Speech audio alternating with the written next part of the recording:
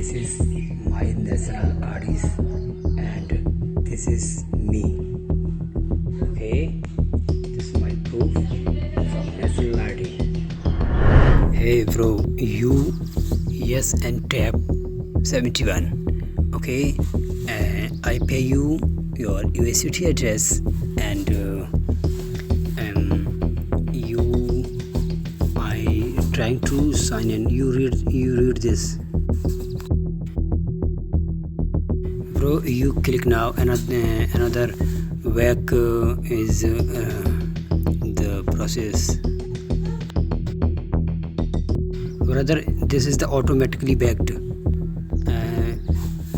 2 minutes is updated automatically backed.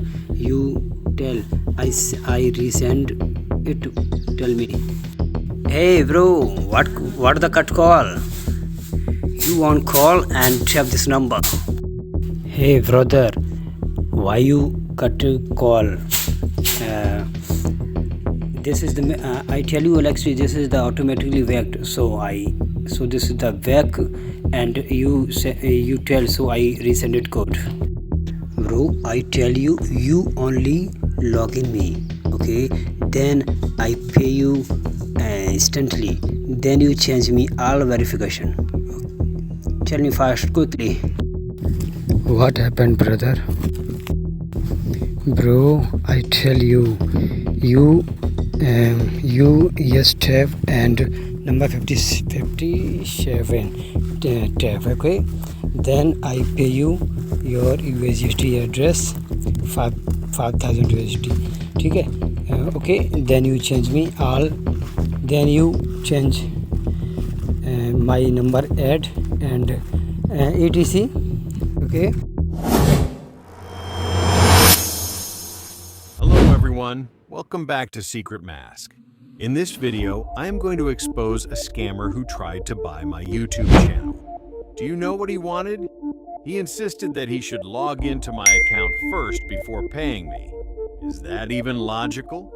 It was so obvious that he had bad intentions. Watch the whole story to see how I caught him and to make sure you don't fall for this kind of trick too. Part 1, the start. He messaged me pretending to be a serious buyer. He asked for all the details, the views, the earnings, and we agreed on a price. I thought he was legitimate at first, but when we started talking about the payment process, that's when his true colors showed. Looking back at our conversation, you can see how he tried to sound like he really wanted to push through.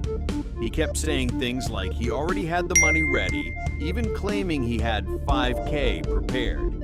He said, "Ideal done 5K teller," and insisted that the only way to make the transaction happen was if I let him log in while sharing my screen. He even tried to make it sound like he was doing me a favor, saying he would pay instantly right after. I could already tell something was off, but I still tried to negotiate properly. I told him I was willing to give him the access details, but only after he sent at least a partial payment, even just 30%, to show he was serious. But every time I mentioned that, he would come up with a new reason not to do it. Part 2. The big red flag. And here it is, guys, the biggest warning sign. He said, "You give me login and I pay instantly, then all verification." So I tell you only log in me. Okay, then I pay you instantly. Then you change me all verification. So basically, he wants me to give him my email and password, let him access my account, and then he will pay. Come on. Use your brain. Once I give him access, I lose control. He will own the channel, and I am 100% sure he will never pay me. He was just trying to steal it. He got really pushy after that. He kept repeating that he had been scammed 7 times before, trying to make me feel bad and think he was just being careful. He said, "I many scammed 7 times this type money." Like that was a valid reason to ask me to take all the risk instead. He even sent photos of what he claimed were his documents and ID, trying to prove he was real. but anyone can fake or use someone else's documents online, right? I kept explaining that even with two-step verification, giving someone your login details and letting them watch what you do on your screen is still dangerous. I told him there are ways hackers can still take over, but he just kept saying it was very high security and that nothing could go wrong. He even tried to make it personal, saying things like he had a child and needed the money, hoping I would feel sorry and give in. Part 3. His excuses. Of course, I refused. I told him clearly, payment first before access. What was his reply? He started crying, poor mouth, saying he got scammed many times before, so he is afraid to pay first. He even said it was safe because of two-step verification. He even used the excuse that he has a child and needs money just to make me feel sorry for him. Classic move of scammers, acting like victims so you will agree to their terms. At one point, he even changed his name and account details while we were talking. I asked him why he was using a different name now, and he just brushed it off, saying it was not a problem name and that it was just his real name. That should have been an even bigger clue. If you're really a serious buyer, why would you be changing your identity while negotiating? He kept sending screenshots of what he said was his wallet balance, showing money there, and kept saying, ready money and deal in 2 minutes done. But every time I said, great, send even just a small amount first, he would avoid it and go back to asking for login access. He even tried calling me multiple times, probably hoping to pressure me into agreeing faster when I couldn't take time to think or type out my replies. Part 4. Exposing the truth. I explained to him why it is risky. Even with 2FA, logging in while screen sharing or giving your password can lead to session hijacking or hacking. I told him, if you really have money and you are a serious buyer, sending a partial payment or using a safe transfer method is nothing. But he refused. He kept pressuring me, saying, just send it. Trust me, I pay instantly. But the more he pressured me, the more I was sure he was a scammer. He even tried to act like he was the one being reasonable. He said, look bro, I'm asking for the login just to build trust, and told me that even if I changed the password later, I could still scam him. That's just backwards logic. Why would I risk losing everything I worked hard for just so he can feel safe? I told him, if you're really ready to pay, send even 10 USDT first, just something to show you're serious.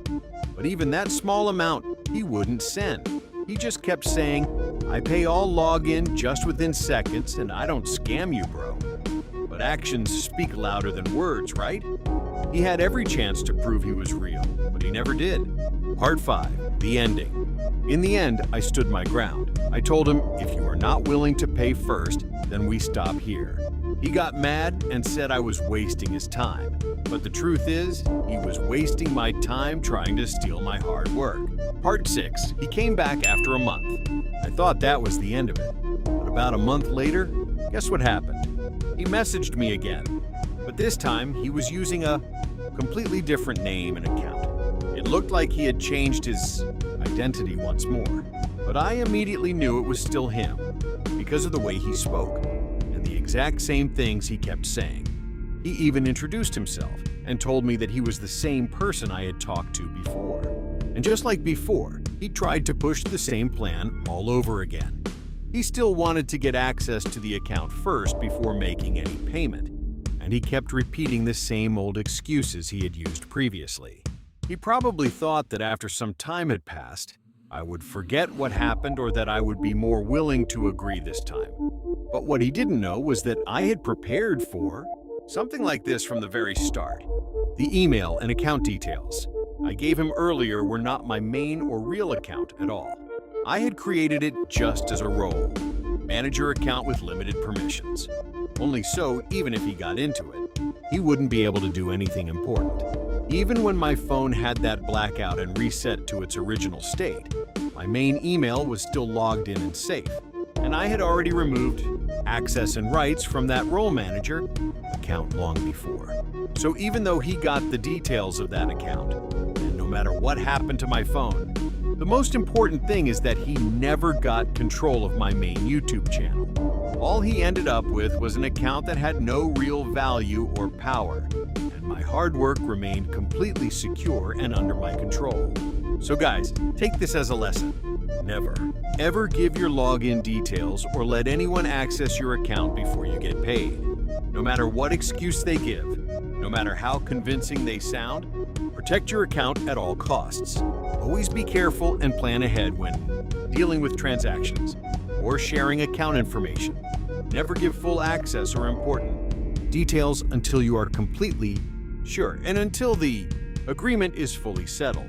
If you can, use safety measures like separate accounts with limited access so that even if something goes wrong, your most valuable assets and work stay protected. Don't let anyone trick you with sweet words or promises. Your safety and everything you have worked hard for should always be your top priority. If you enjoyed this video and learned something new, don't forget to like, subscribe, and hit the notification bell so you won't miss out on more content like this. This is Secret Mask signing off. Stay safe and stay smart.